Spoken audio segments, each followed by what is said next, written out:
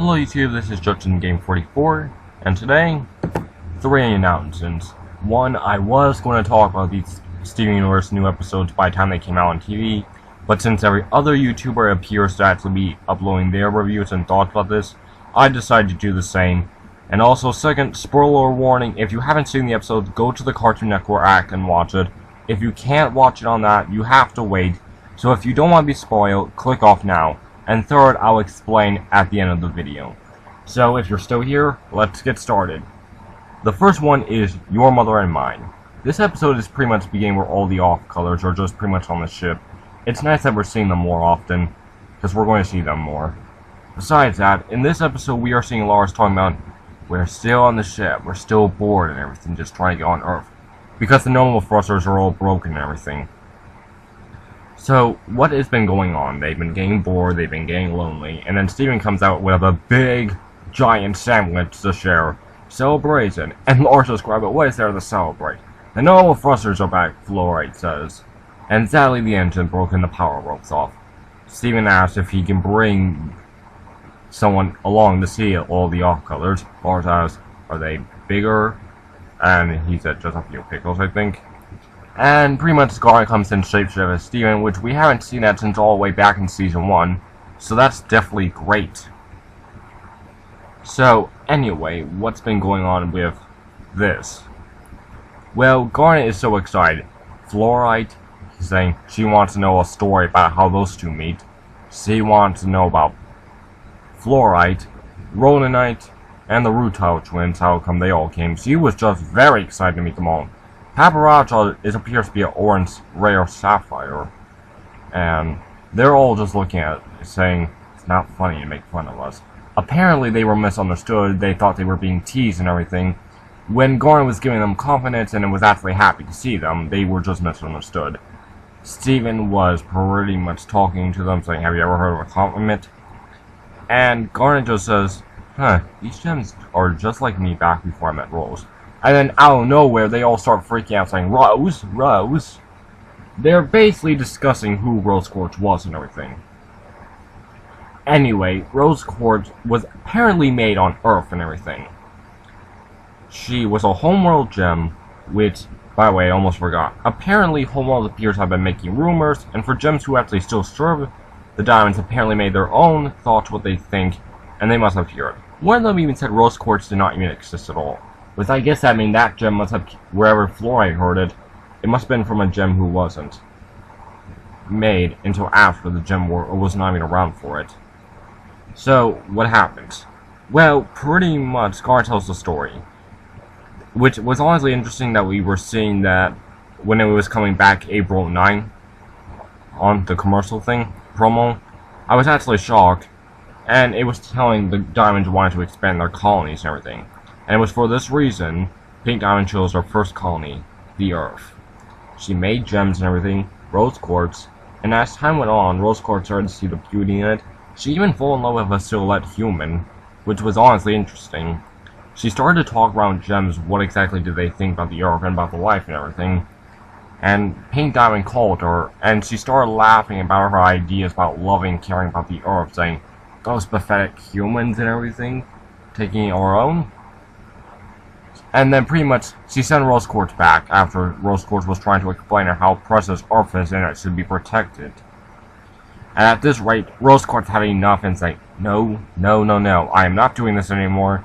She just jumps up, smashes a limit enhancer, and she shapeshifts her outfit into the dress we know today what she wears, with the star and everything. Which is honestly kind of odd that she would shapeshift, but if you ask me, I think she chose that type of outfit to make herself more royal look. Like, you know, really royal, like, queens or princesses usually wear dresses. So that's probably the reason why. But to me, Rose Quartz always looked like a wedding bride. So, besides all that, what happens? Well, Rose Quartz begins the rebellion. She talked about Bisma, herself, and Pearl. A pearl that belonged to no one. A fuse not made for fighting, but for love. A Bisma that was pretty much no longer wanted to build for the snotty ones. And the spoiled types, I guess. Gems. And pretty much to build. Rose Quartz convinced more gems, and Pink Diamond Garnet said Pink Diamond screamed like a cow and called her fellow diamonds. Now, what happens really was is that we get the information. There's been this big rebellion. More gems came on Rose Quartz's side. They fought. Rose Quartz shattered Pink Diamond, and that was that. And then we eventually get the diamond attack scene where all 3 diamonds, which we see another silhouette of white diamonds. Of course, there is an interesting fact to admit. We actually see those shoulder pads on white diamond silhouette, which is honestly interesting. So possibly they did not got rid of that time as we thought when we were seeing the April 9 promo when it said it was coming back on TV. So besides all that, what's been going on with this? Well, pretty much April 9th and everything. Well, no, I meant the diamond attack. Sorry I was getting too focused on that. So anyway, after the whole entire story about Pink Diamond, they eventually get into the diamond attack, which we see all 3 diamonds' hands. No white diamond's face, though. We see their hands pointing directly at Earth, 3 diamonds applying to the attack, and then we get the explosion color when Rose Quartz grabbed them. Which pretty much, if Rose had not got that sealed, both Pearl, Garnet, and Rose would have all been corrupted. So that was a good thing they didn't. And Earth would have been left nothing more but mindless monsters to crawl over. I wonder how that would turn out. But anyway, turns out they lost, and they all feel like the off-colors. Wow, our mother. Wow, we lost. Lars is saying, your mother did all that? She must have been great. But besides all that, they are pretty much all upset. And what happens for the rest is that Steven, Garnet, well, mostly Garnet, honestly, stands up to the off-colors and says, we're still here and we are going to still fight. And pretty much they did said there has to be more off-colors, which honestly, Lars did say that by the time they got the engine fixed when they were celebrating, how come they were joy to hear after Garnet's speech, they said, we were going to Yellow Diamond Planet to get the repairs we need for the ship. And that place is calling with agates. During the speech and everything, though, they were talking about how much they love and care about... Well, wait, what? Sorry, I'm kind of getting my mind mixed up. But for real, what really goes on is Garnet was talking about there has to be more off-colors.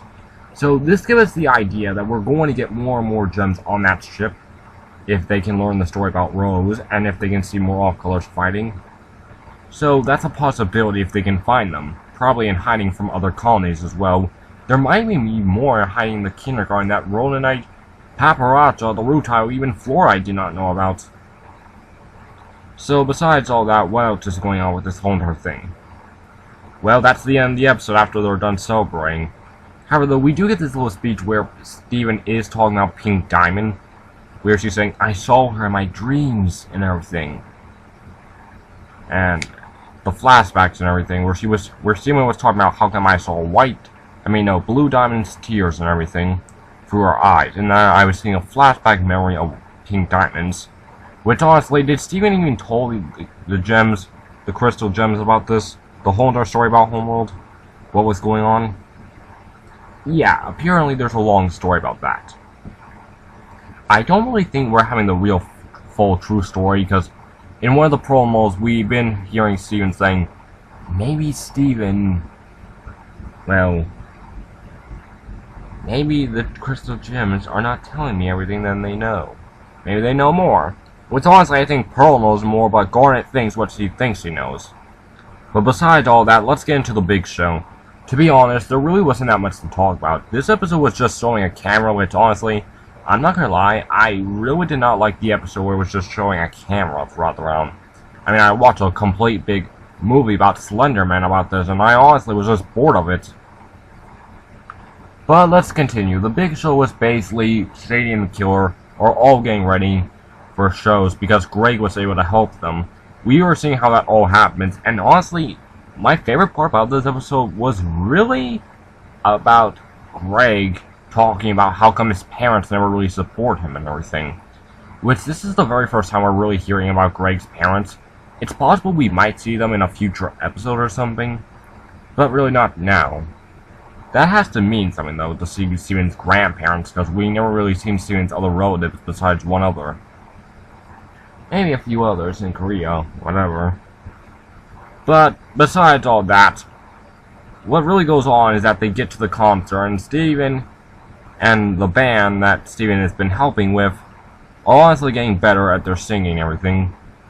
Sadie is realizing, and honestly, the song I definitely don't like at all. I honestly didn't really find it interesting. No offense to the people who work on it, but it was just kind of boring. No offense. But I'll give them credit for the way how it looked. So, besides all that, Steven and pretty much Greg are all going back to Beach City at the end. Because, guys, I will admit, there wasn't really that much to talk about, and really not that much like with Your Mother and Mine thing. So, what pretty much happened after that?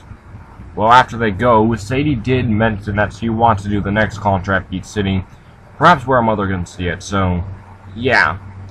Honestly, I do find it more interesting reviewing the next 2 episodes tomorrow.